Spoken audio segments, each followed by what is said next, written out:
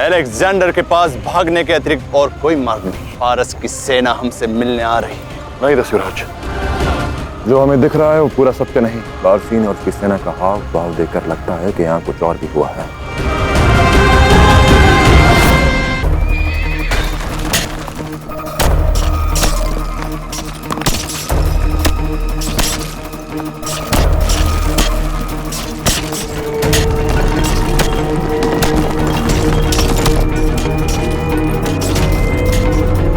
जल्दी कराओ, हाथ तेज चलाओ। क्या का हुक्म है? ये पत्थर फौरन हटने चाहिए।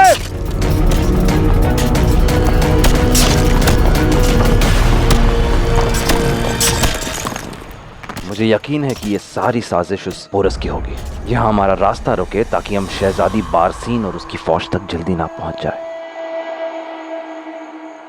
अब वो नंदनवन में अपना काम खत्म करके हमारी ओर बढ़ेगा। शाह नहीं, पोरस उनमें से नहीं जो मेरा सामना करने में खौफ खाए। वो अलग है। हमें यहां तक लाने के पीछे उसका कोई ना कोई मकसद जरूर होगा, क्योंकि वो जानता है कि जंग के इस मुकाम पर एक छोटी सी गलती बहुत भारी पड़ सकती है, और हमारी गलती से हुए नुकसान को खुद के फायदे में बदलना पोरस जैसे इंसान के लिए बहुत आसान है।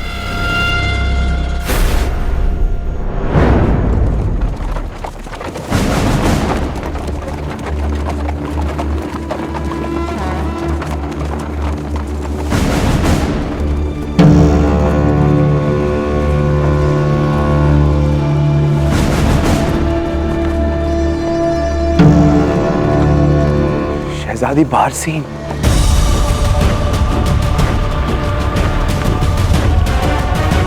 सब कुछ वैसा ही जा रहा है शहजादी, जैसा हमने सोचा था। वो देखिए, अलेक्जेंडर और उसकी फौज, जिसकी खबर हमें पोरस ने दी थी। बेशक, और जब तक हम वहां पहुंचेंगे तब तक पोरस दूसरी तरफ से आ जाएगा। फिर हम दोनों तरफ से मिलकर अलेक्जेंडर पर हमला करेंगे।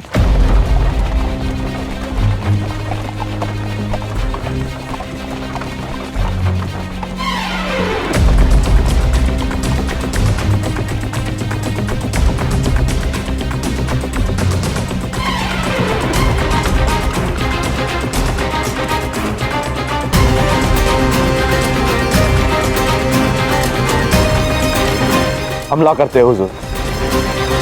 जब हम डराए जैसे काया शख्स को मैदान जंग से भागने पर मजबूर कर सकते हैं, तो उसकी बेटी की क्या मजाल जो हमारे सामने ज्यादा वक्त टिक जाए। नहीं फेस्टियन, इसके लिए मैंने कुछ और सोच के रखा है। पोरस ने बड़ा दिलचस्प दांव खेला है। उसने मेरी ही चाल से मुझ पर वार किया। जिस तरह मैंने पौरव मुल्क को दोनों तरफ से घेर के हमला किया था, ठीक उसी तरह वो भी हम पर हमला करने वाला है, फारस की फौज की मदद से। तो अब क्या शाह?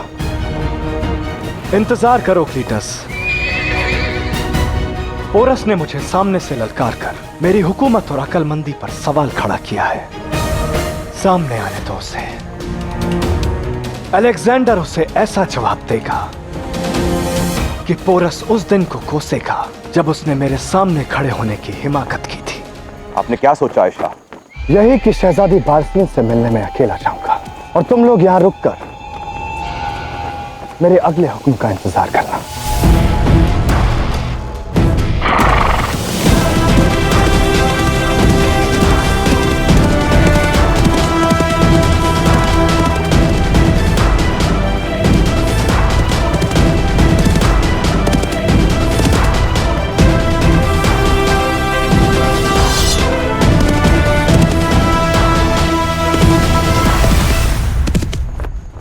के जाबाजों, तैयार रहो।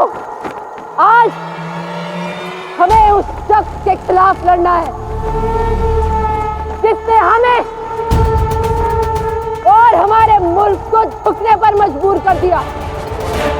बच्चों, बूढ़ों और बेवाओं पर रहम तक नहीं किया, जिसने हमारे मुल्क को लूटा और फारस का परचम फेंककर मैसेडोनिया का परचम फहरा दिया। आज हम सब के पास अपने मुल्क और अपनी बेइज्जती की रुसवाई का इंतजाम लेने का वक्त आ गया है।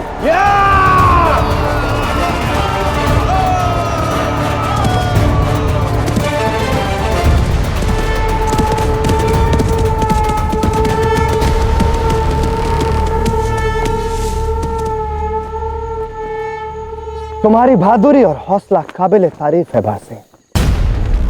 मेरे सिपह सालारों की नुमाइंदगी में लगी फारस की इतनी बड़ी फौज को उनके नाक के नीचे से यहाँ ले आना यकीनन मुश्किल रहा होगा।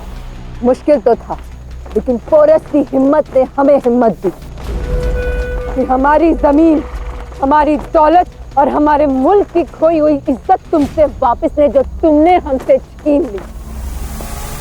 तुम्हारे पास कोई चारा नहीं है, क्योंकि यहाँ पे हम और वहां पे पोरस, हम दोनों मिलकर तुम्हें अपने सरजमीन से खदेड़ देंगे। बेशक बारसीन, बेशक, पर उसके लिए हमें पोरस के यहाँ आने का इंतजार करना होगा। देखते हैं कैसे तुम्हारे मंसूबे जमीन पाते हैं। मैं भी ये देखने को बेकरार हूं कि कैसे पोरस का ख्वाब उसी की आंखों के सामने चकनाचूर होता है। उस वक्त उसका चेहरा देखना बहुत ही दिलचस्प होगा।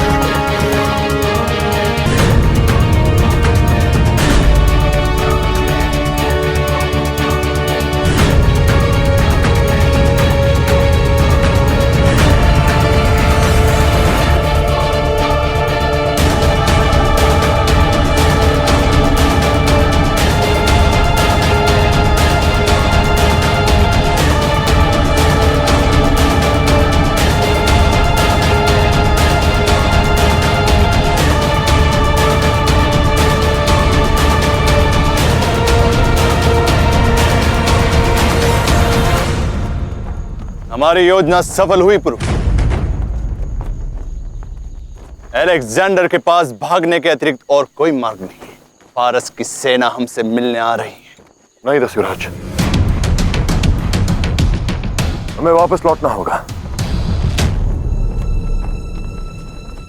ये तुम क्या कह रहे हो पुरु? इतना अच्छा अवसर हमें खोना नहीं चाहिए। हमने अलेक्जेंडर को दोनों दिशाओं से घेर लिया है। यही विश्वास अलेक्जेंडर हमें दिलाना चाहता है लाचे। जो हमें दिख रहा है वो पूरा सत्य नहीं। बारसीन और उसकी सेना का हाव भाव देखकर लगता है कि यहाँ कुछ और भी हुआ है।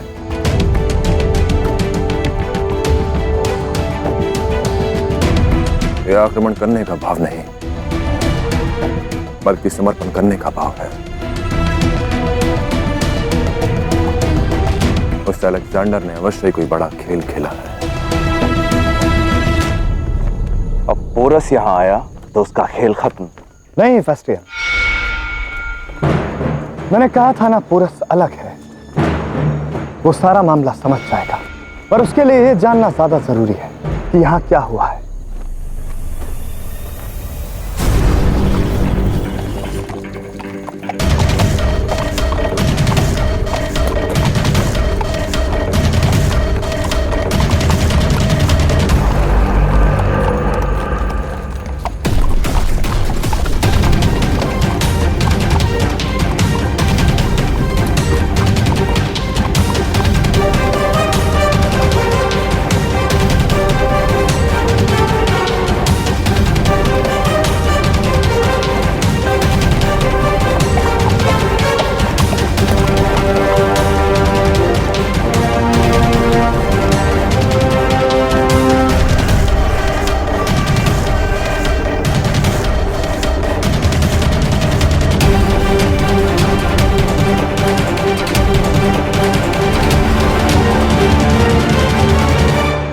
फारसी सेना को अपनी ओर कर लिया है, किंतु कैसे?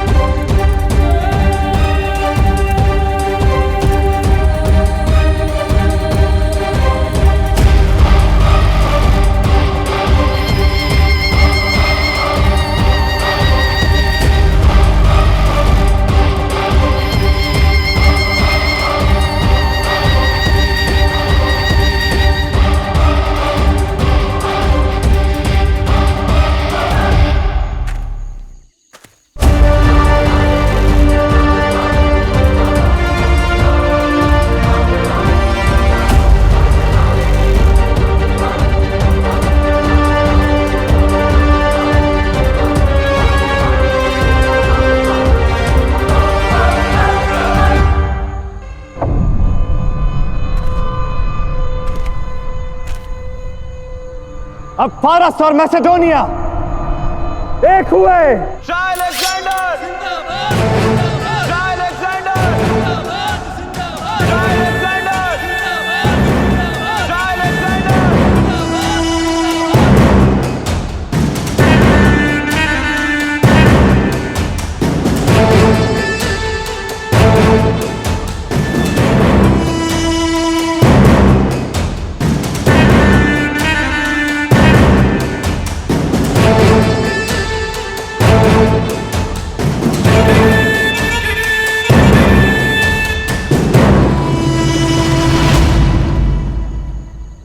विवाह की शुभकामनाएं अलेक्जेंडर। इस अवसर पर तुम्हें और तक्षशिला के लोगों को एक उपहार देना तो बनता है।